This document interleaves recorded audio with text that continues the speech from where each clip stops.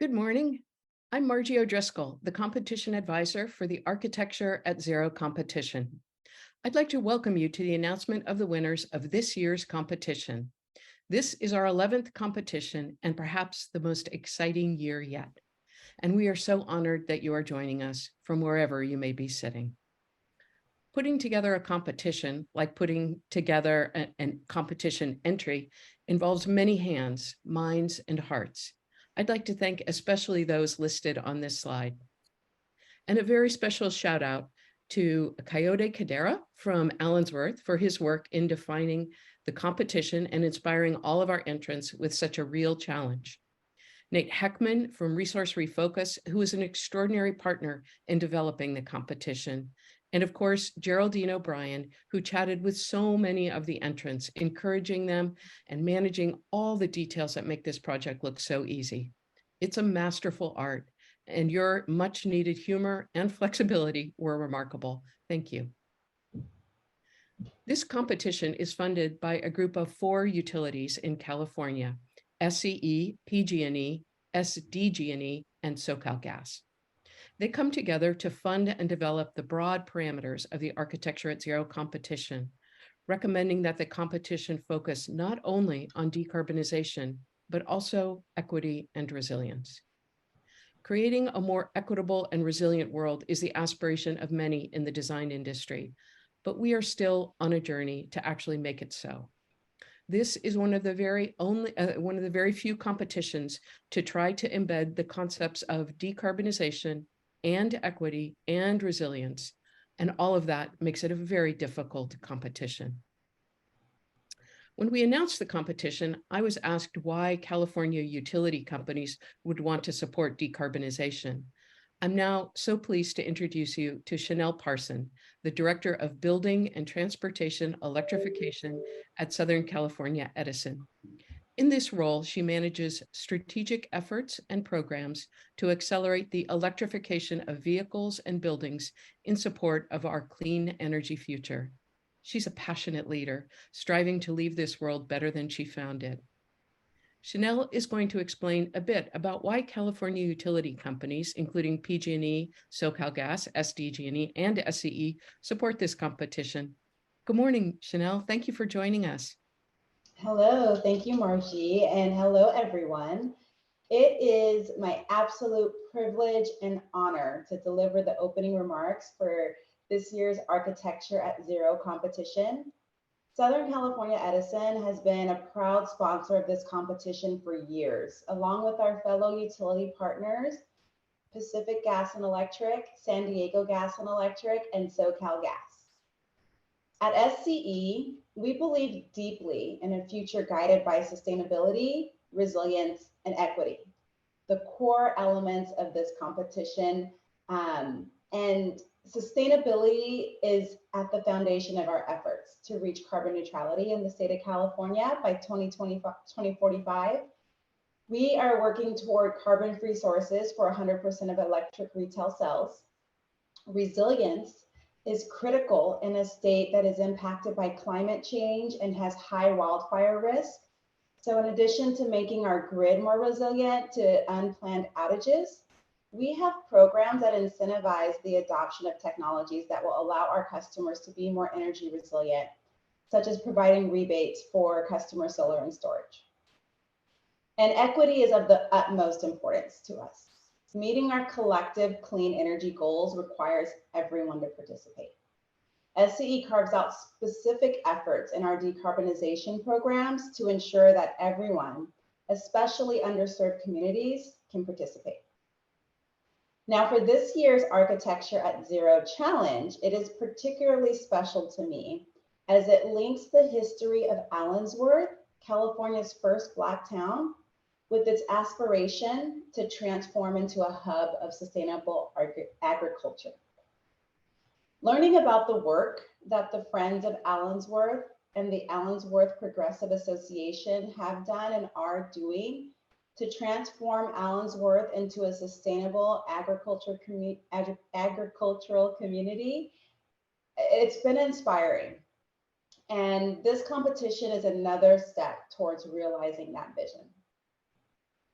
This competition challenged participants to explore how these new buildings in Allensworth would interact with the grid in their design solutions, because the clean energy future that we envision will have buildings that interact with the utility grid like never before. They will run on sustainable, clean energy, leverage renewable technologies to reduce peak demand, and have low to no carbon emissions.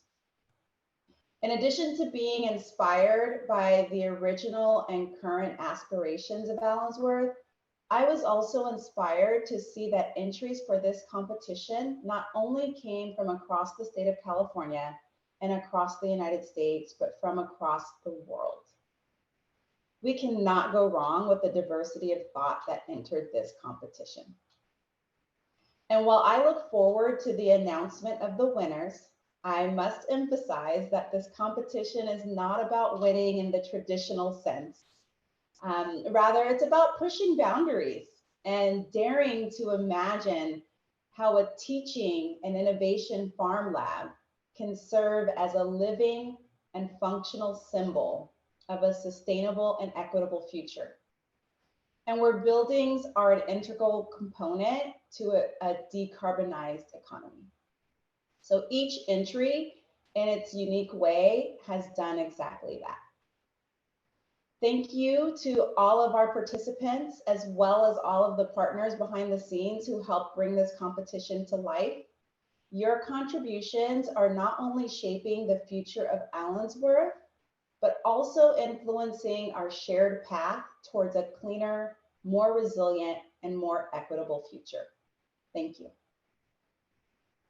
Janelle, it's such a wonderful opportunity to meet the right person with the right message at the right moment. And so I can't thank you enough for your eloquent words, and your congratulations to all of the entrants, not just those who will be honoring today as winners, because you're right, it's a journey for all of us.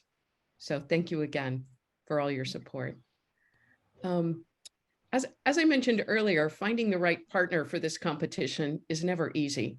We seek a real site with a real client with a real program idea. It's our goal to provide competition entries to a nonprofit client to expand their thinking and shape their plans for a site. Finding that right partner takes an enormous amount of time and not a little bit of persuasion. When last year's competition partner, Self-Help Enterprises, introduced me to Kayode Kadera, they told me he would present us with an amazing challenge. What I hadn't expected was the opportunity to explore the rich culture of a community I had never heard of. Kayode and the people of Allensworth welcomed us and shared their stories, creating a powerful competition with an amazing opportunity to transform.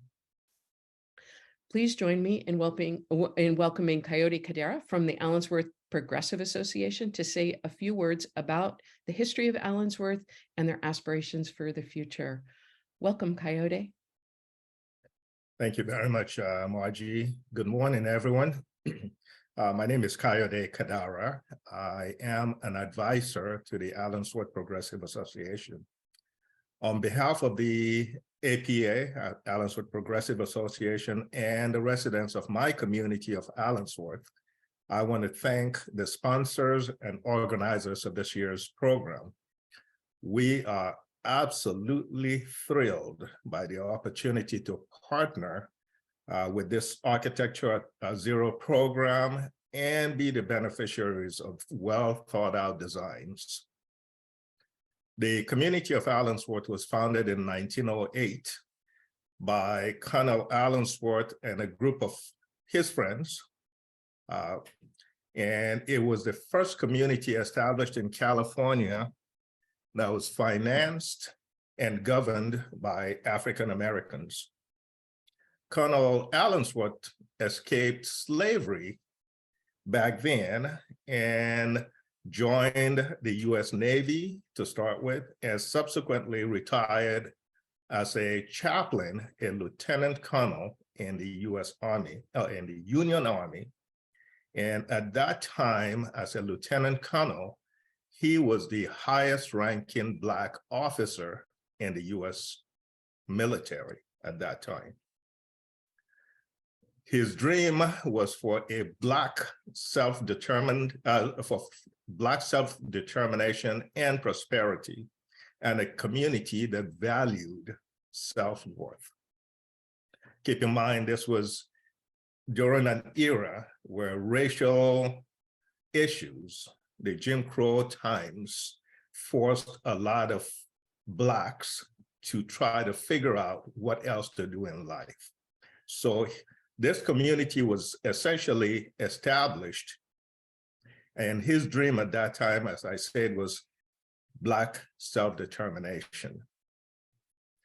The downtown of the old community, and I say downtown of old community because racial issues of the time, a lot of other issues, essentially pushed for the demise of this community. There was a time when even the county, Tulare County, approved the demolition of all structures in the community because they didn't see a need.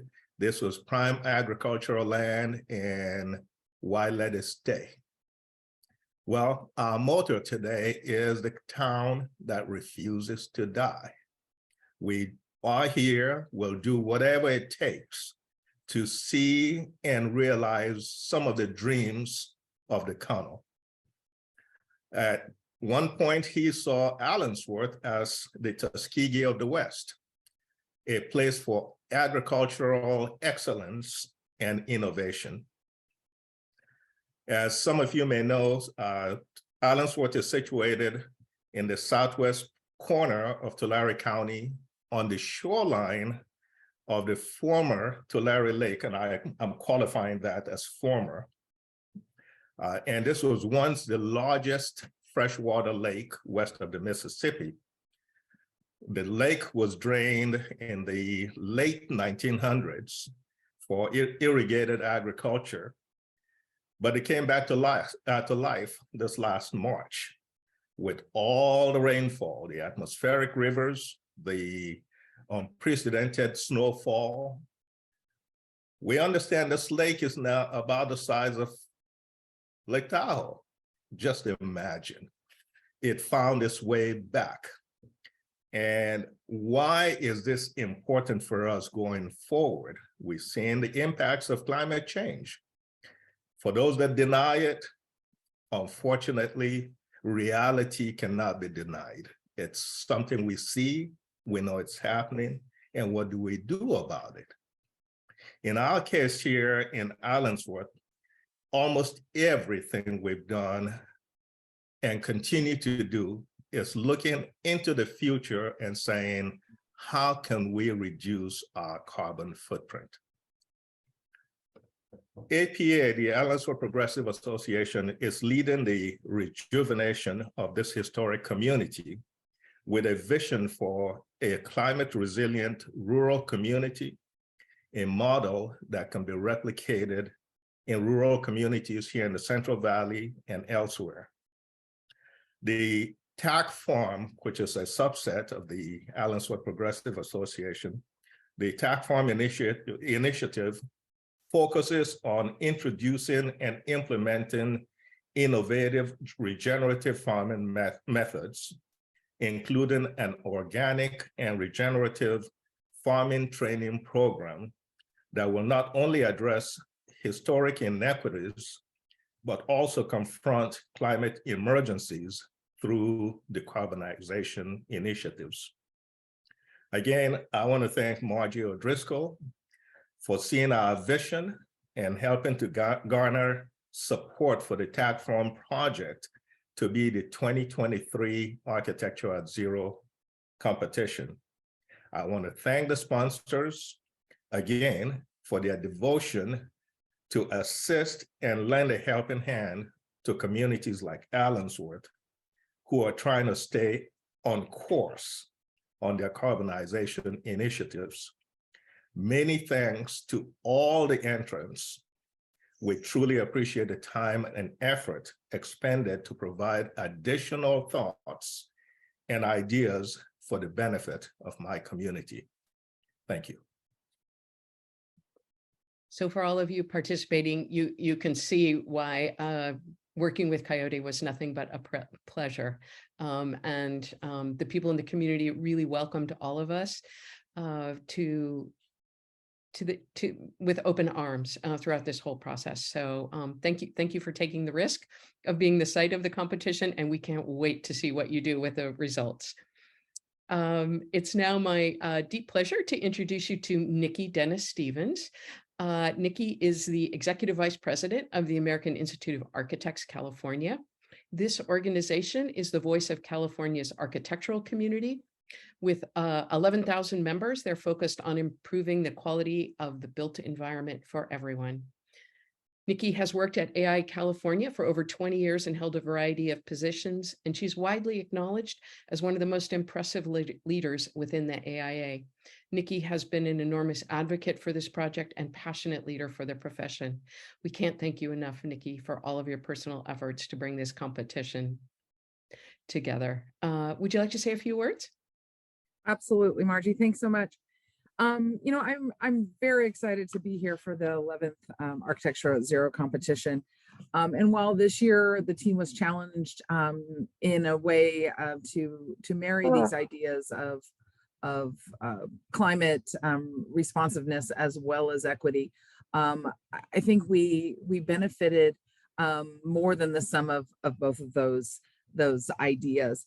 Kayode eloquently mentioned the resiliency story of Tulare Lake, and on behalf of AI California, we acknowledge the changing climate is real, and how collectively the architectural profession can step up and respond to those changes in terms of the built environment is really critical.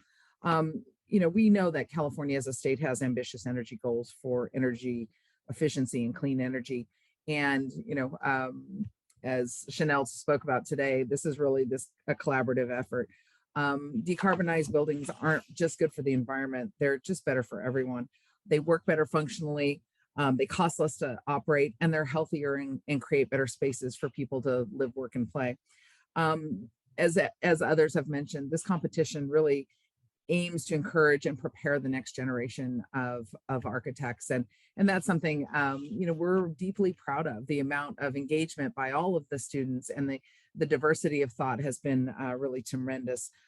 We're interested to see the results, as all of you are, and on behalf of AI California and over 11,000 architects and design professionals in the state, we're just thrilled to be able to continue this competition with our partners. Thanks, Margie. Thanks, Nicki. Thank you for everything and for the support of your whole team at AI California. Before we announce the winners of the competition, let me tell you a little bit about what the competition entailed. I know that many of you actually created the competition, created competition entries, but I'm thinking that maybe some of your moms or dads or friends are also on the call. So let me tell you, for those of you who are guests in this project, how complicated this project was. This year's Architecture at Zero competition focused on decarbonization, equity, and resilience. The competition was open to students and professionals worldwide. The challenge was to design an agriculture center connecting the heart of the history of California's first Black town to its present aspiration to become a destination for sustainable agriculture and Black history. Graduate students and professionals were also asked to design housing for farm students on the site. There were 4 parts to the competition. First, the entrants had to create an overall site plan to accommodate the program.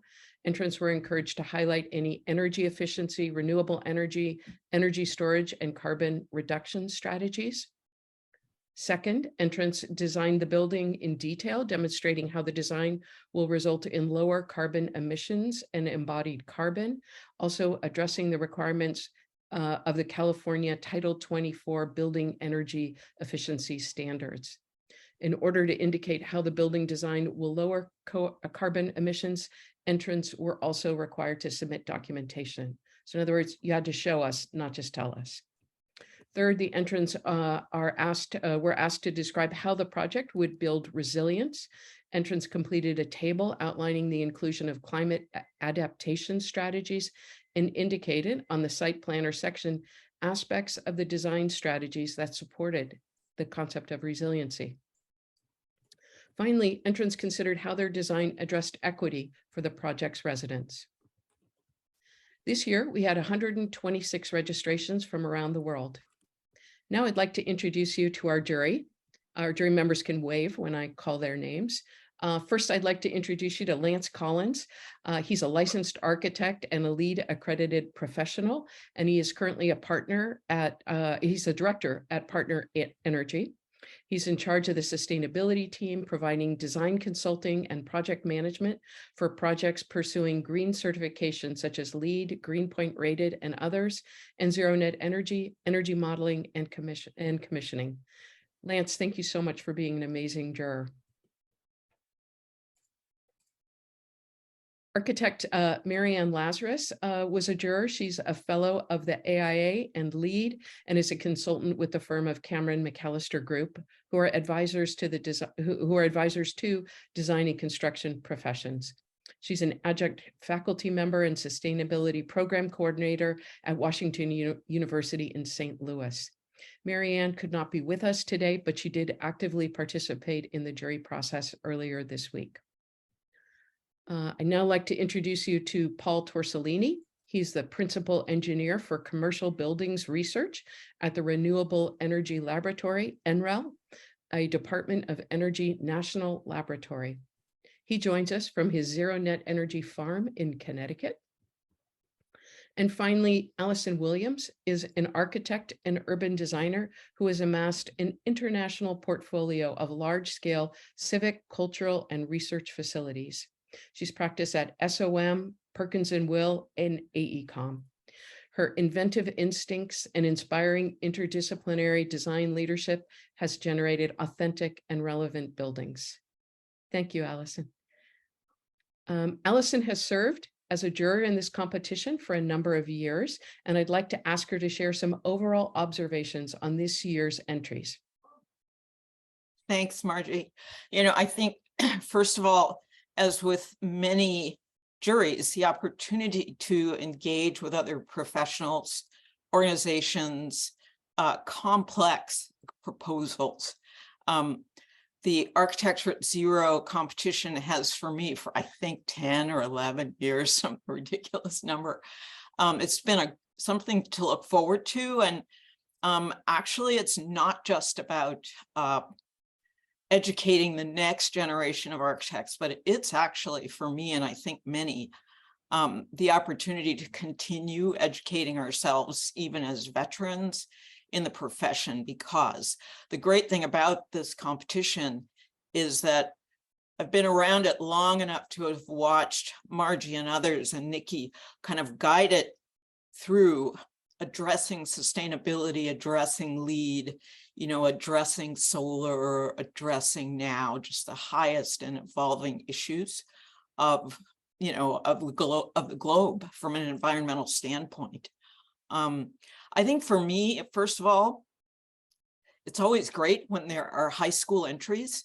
You know, that says that we're really tickling the youthful brains of the world to think about architecture, not just architecture to become a designer and do nice looking buildings, but architecture as a way to really take some responsibility for the continued health of the globe and the communities that live on it. I think for me, though, this time, I don't think there's ever been a nexus of important issues that everyone who's spoken today has touched on it already, separate from the actual entries. But the idea that we're dealing with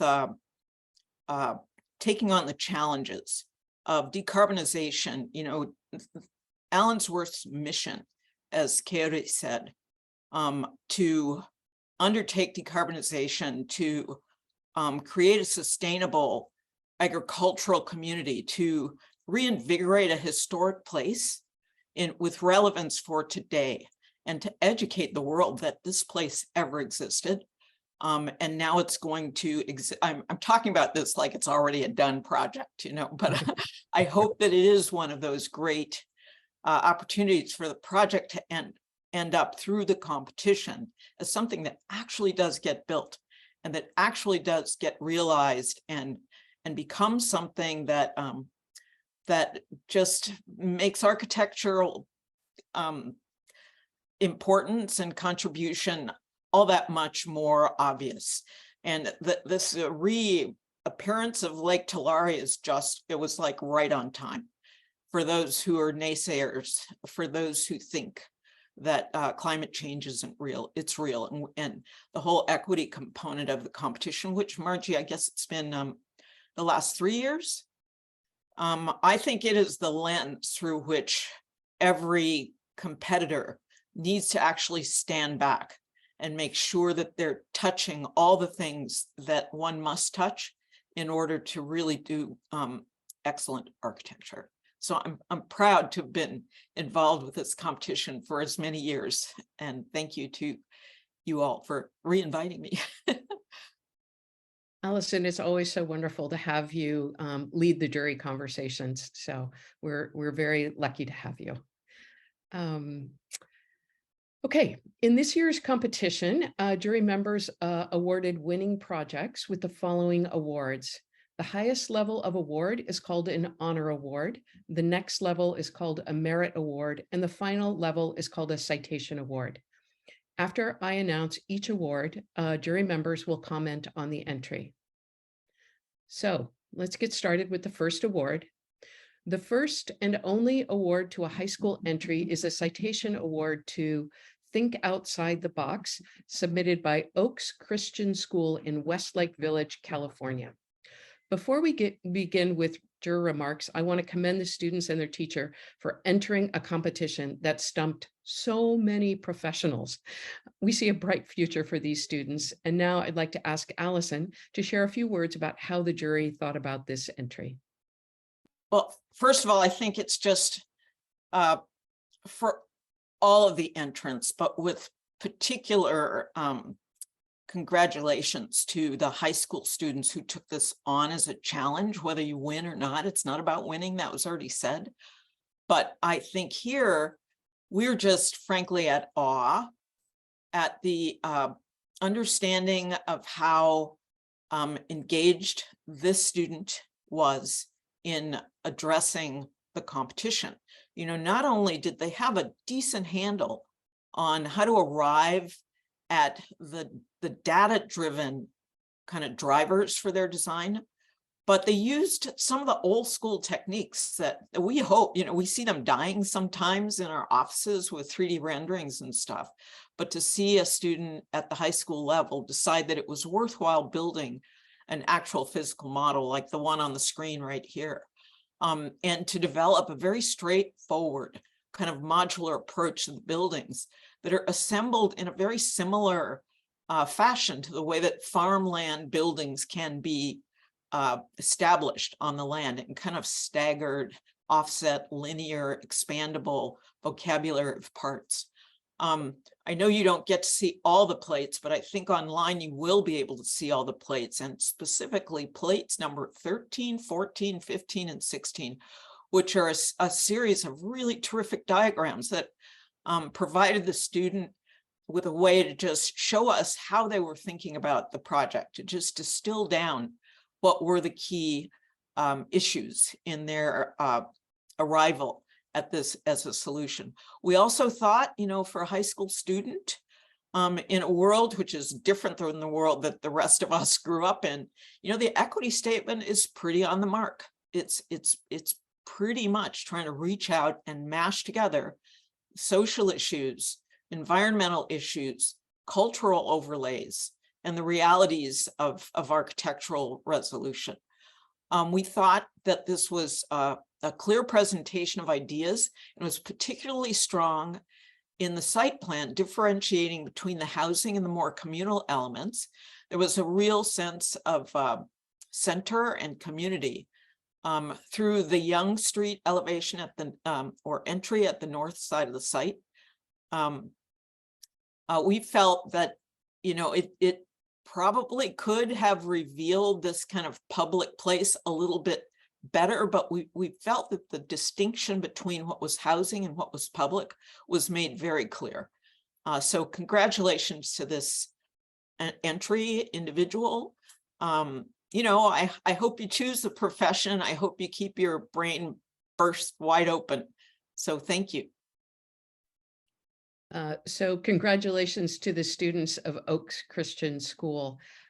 We look forward to great things and hearing about you enter perhaps at another level when you, if you decide to follow the profession as Allison has suggested. The jury gave 2 awards to college undergraduate students. The first award is a citation award to the entry entitled Farm Forward by students at Wrocław University of Science and Technology in Wrocław, Poland. Lance, can you share some of your thoughts about this entry? Sure. Sure. I want to first start by echoing everything that everybody said about just congratulations to all the students and entrance to the project and to the competition. And I think for this particular project, the jury appreciated the simple design of the building, but really elegant design, especially how well it sits in the site and kind of blends into the context in the agricultural setting. We really felt that it was a strong proposal and beautifully presented and studied. It's very believable, and there was a great deal of attention paid to all the building sections and wall sections and the technological aspects, building systems included, that made this proposal come together. Thanks, Lance.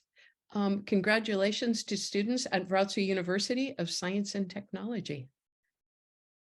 The final winner in the undergraduate category is a merit award to the entry FRAM3 from students at the University of Tennessee in Knoxville, Tennessee. Paul, can you share your thoughts about this entry? Sure. I'm happy to do so. And again, I'm just so impressed with all of the student work, that was done with this competition and all of the great thinking about it. One of the things that struck the jury about this was that they really looked across the site and created a village, right? Made an extension of the community. They even included some amenities for the community that you normally wouldn't have, like a recycling center.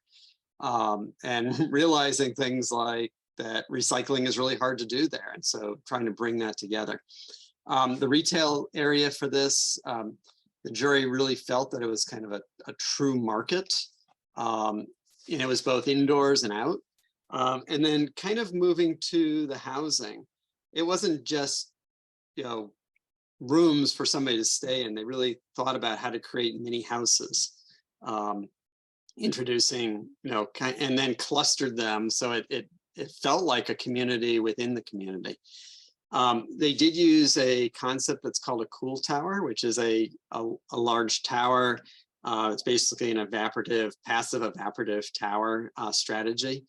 And one of the things that the jury does do is we look across and say, well, how would this work? And will it work? And so we also will provide some comments along those lines. And it's a great idea to think about, but it's also to be cautious about the size of the openings on these. And they really need to be big in order for something like this to work. And so that was something that, was a little bit of a limitation, but something to think about as you further refine the design. It also uses water. And so now you have to balance the water with where else water might be used, as well as high efficiency that we get out of heat pumps today. They spent a lot of time thinking about kind of the embodied carbon and looked at upcycling, reusing materials, incorporated straw as part of the reclaimed waste for the construction itself, as well as collecting rainwater for use on the facility. Thanks, Paul. Congratulations to the team from UT Knoxville. Go Vols. Okay, now we're going to proceed to recognize graduate student submissions. Today we have 3 entries to recognize. The first award is a citation award for the submission entitled EcoZone, submitted by students from Wrocław University of Science and Technology in Wrocław, Poland. Allison, can you share some thoughts about this entry?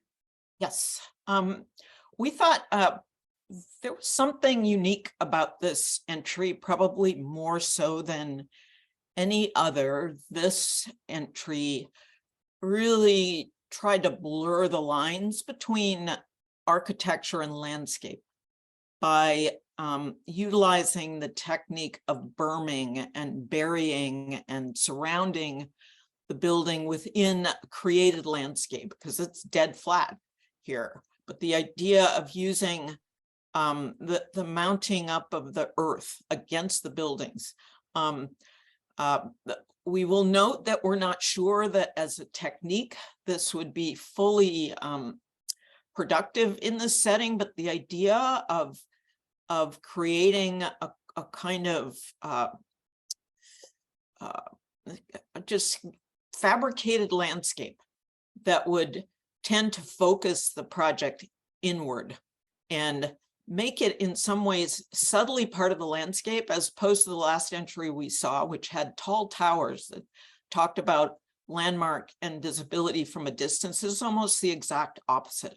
But we thought that the development of the site plan was really excellent. The layout, separate from the berming, the layout of the buildings, kind of L-shaped and jig-jagging through the landscape. Again, you know, you're not seeing all the plates here, but there is one overview of the project that looks down on the questionably green roofs, because they wouldn't be green in this setting. But the idea that that the author really used a lot of techniques, including aerial views like that really get at the big idea as part of a sustainability concept. You know, we thought the presentation was very clean and legible.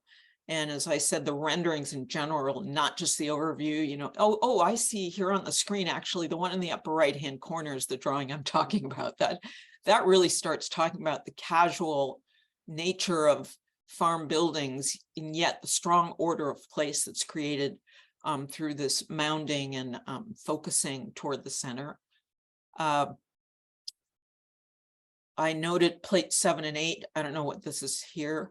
The EUI, Paul, you know, I can't remember if we had a comment about the believability of the EUI, but the jury really did like the design of this project. And we felt that separate from the EUI as a kind of finalized bit of data, that we wish that there had been more information about resilience.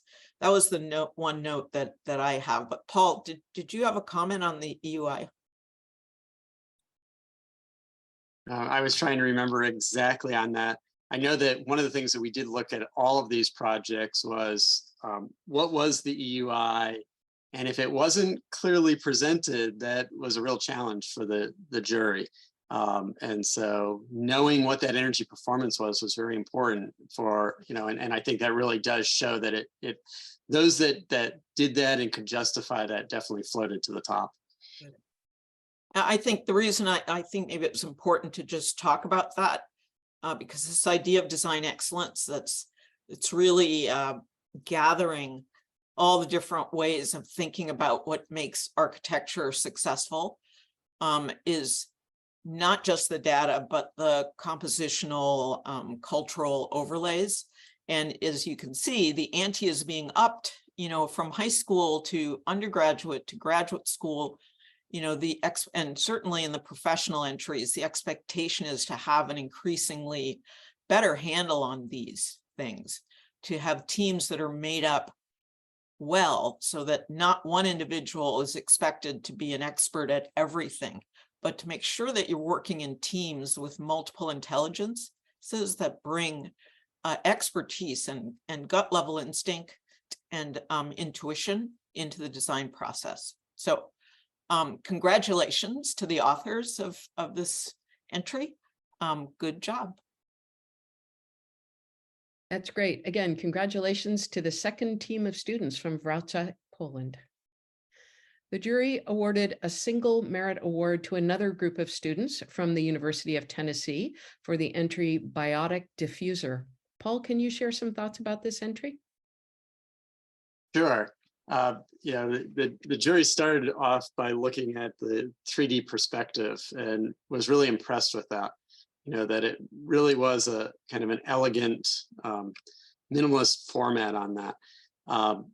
The site plan was strong. The farmers' houses were well conceived. And again, a real thoughtful, kind of like my comments earlier, real thoughtful approach to the community, while also maintaining the needs to meet to hit these other things, right, in terms of sustainability and resilience and energy efficiency.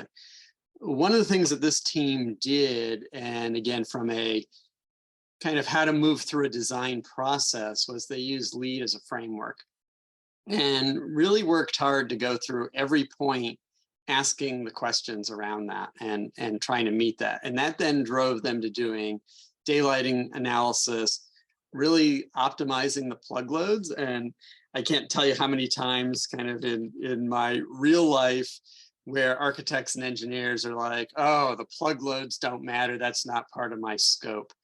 And yet this team looked at that and really thought about that. And when you start looking at these low energy buildings and carbon impact, and you start getting numbers like half of the load being plug loads, it's a big deal to think about. And I really commend the students for looking at that in this.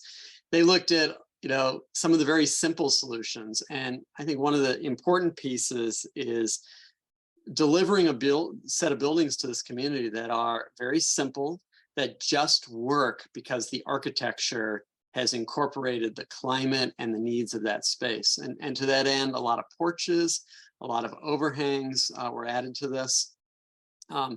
They did use some innovation around energy storage as one of their resiliency strategies. And again, that is not the only resiliency strategy, but they looked at reusing car batteries that were no longer able to be used for cars, for electric cars, but then repurposing those as a second life, as a stationary power source here, coupled with the photovoltaics. And they calculated that photovoltaic part would supply all the needs of the facility between that and the storage, as well as some net metering back to the utility. They did, for mechanical systems, as many of the entries did, used a ground source heat pump system with water-based fan coils. And one of the advantages of this, that the refrigerant is often limited to a fairly small package that comes from a factory. It's not field installed. And therefore, there's a whole lot less refrigerant to manage and think about. And a lot of these refrigerants are also greenhouse gases. And I already mentioned, that a lot of this was driven because they used LEED as a framework to really methodically go through all of the parts of their design to make sure that they hit those items, as well as making sure the programmatic requirements were met.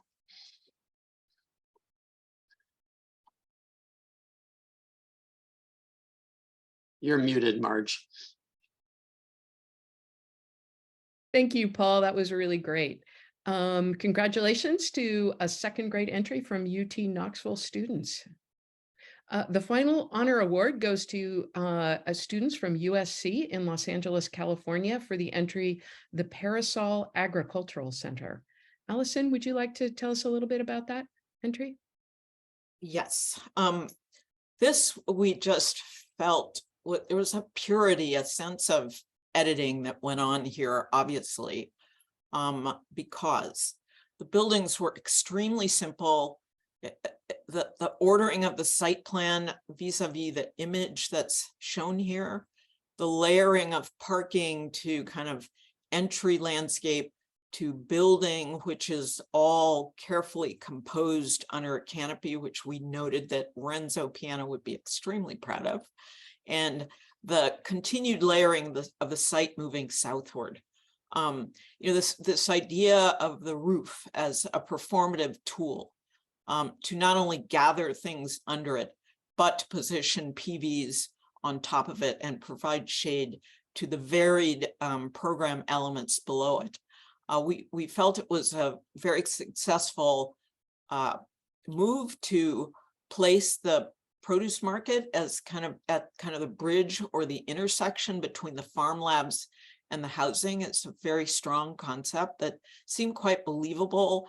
And the presentation was also very convincing. And I did want to say at some point in our looking at this, as we talk about the equity component, not just on this scheme, but on this scheme, part of our role as authors and thinkers and leaders in the profession is when we imagine a place, and we represent our imagination, our imagined place to our clients or our critics, it's really important to have people who represent the people who would be using the place.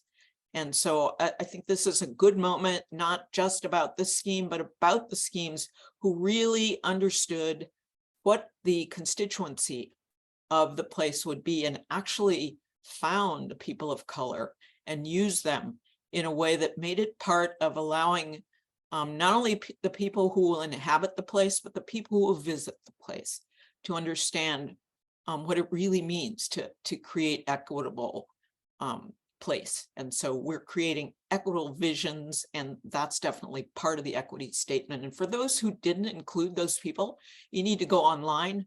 There's some great stocks of diverse people nowadays who can't use that as a reason not to include. But I will say that we really, I particularly liked the care of editing that went on in creating the scheme, and in addition to its compositional strength. I also seem to remember that Paul thought that the sustainability and energy approach was particularly strong on this one, and that helped it to bubble up.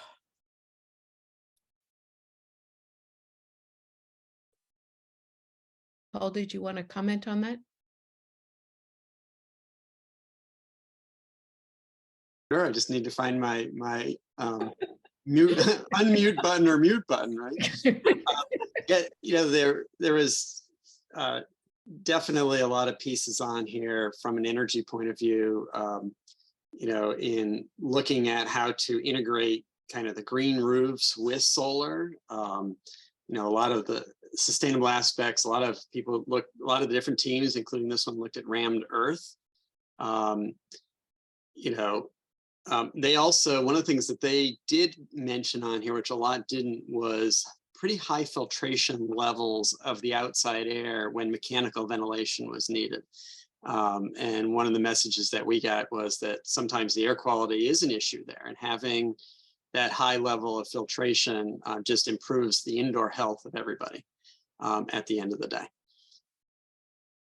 Oh, one of the other ones that they did bring up in this was the concept of using electric vehicle tractors and then powering those from the PV system. And there were a couple of entries that did that, but that was definitely one that came up on this that was a little bit more of a unique idea.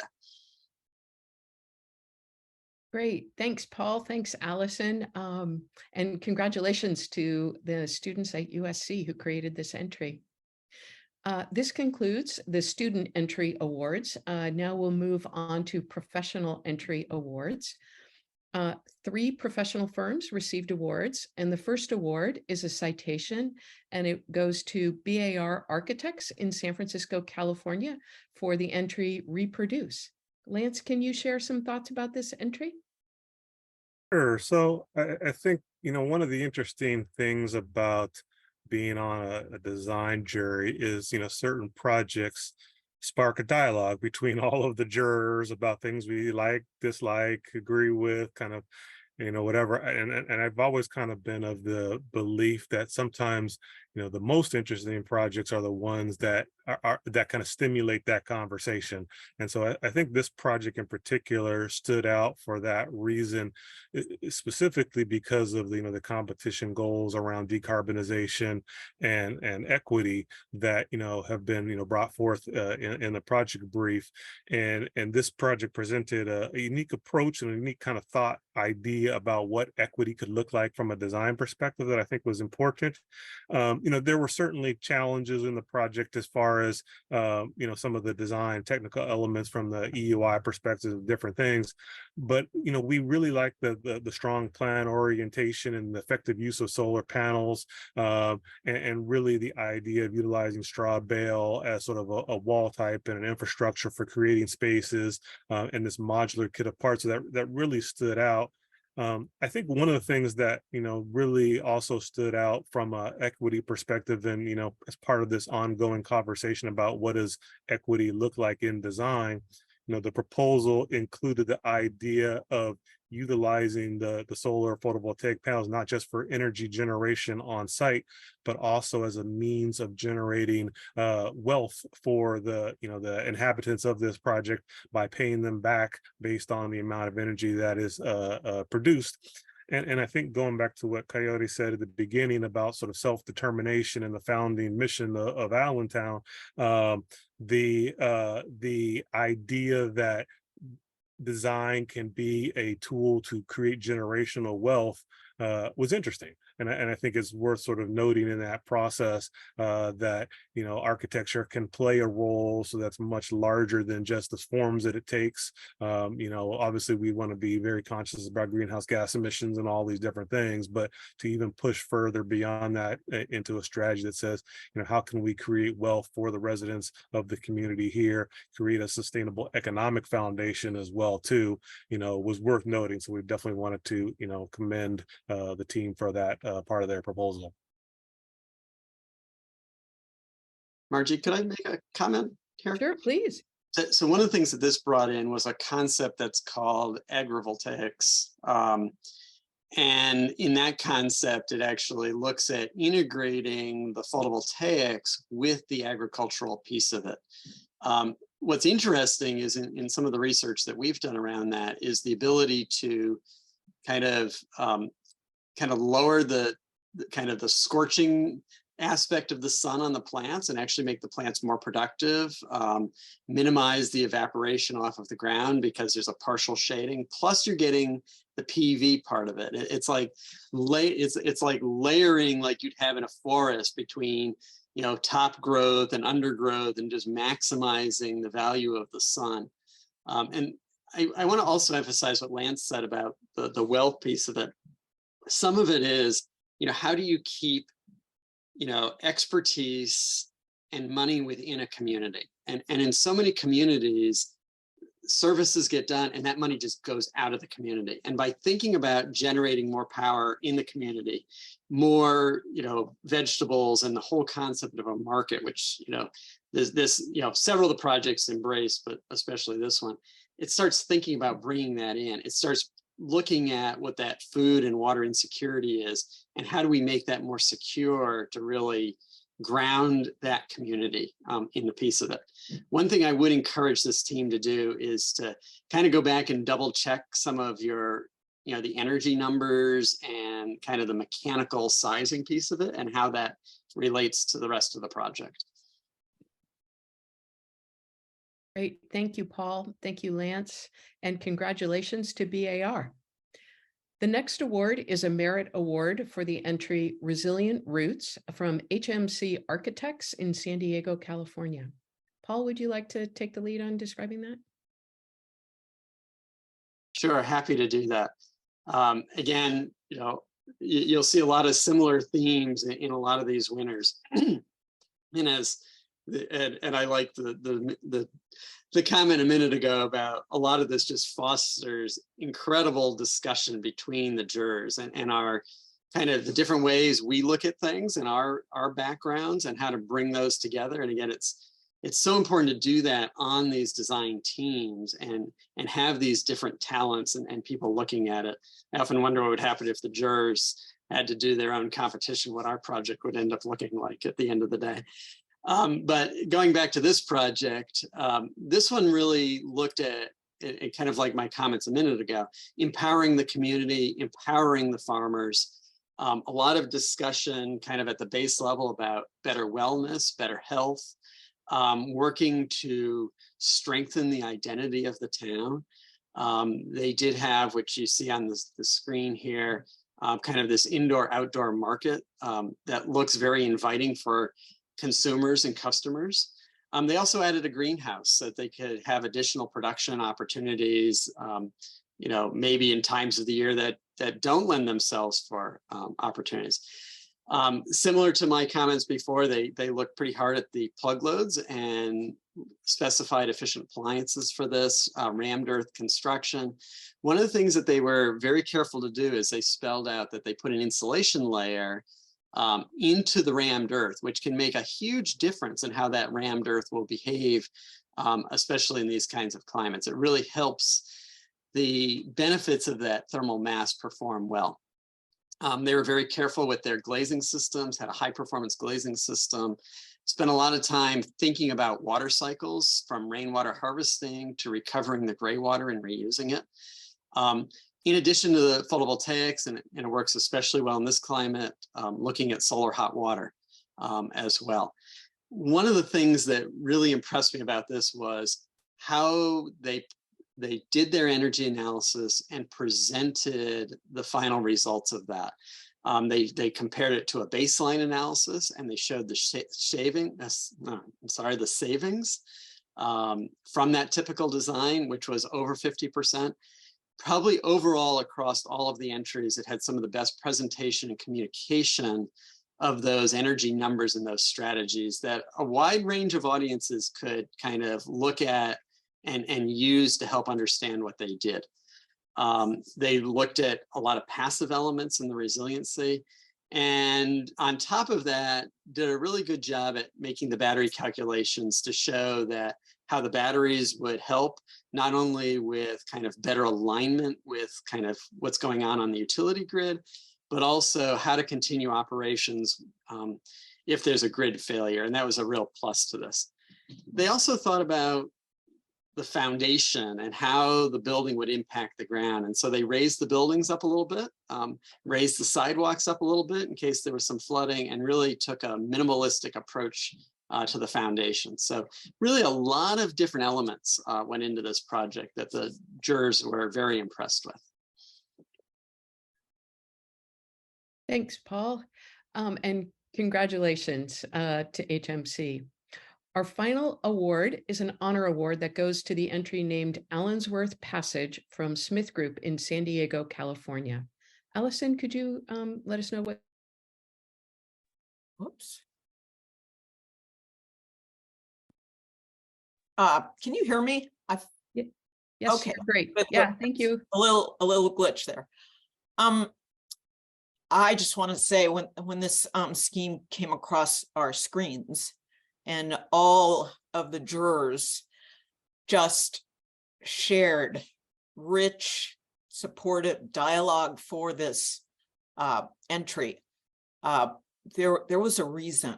And, you know, the site plan was absolutely very clear that the renderings were quite provocative, but this is a professional entry.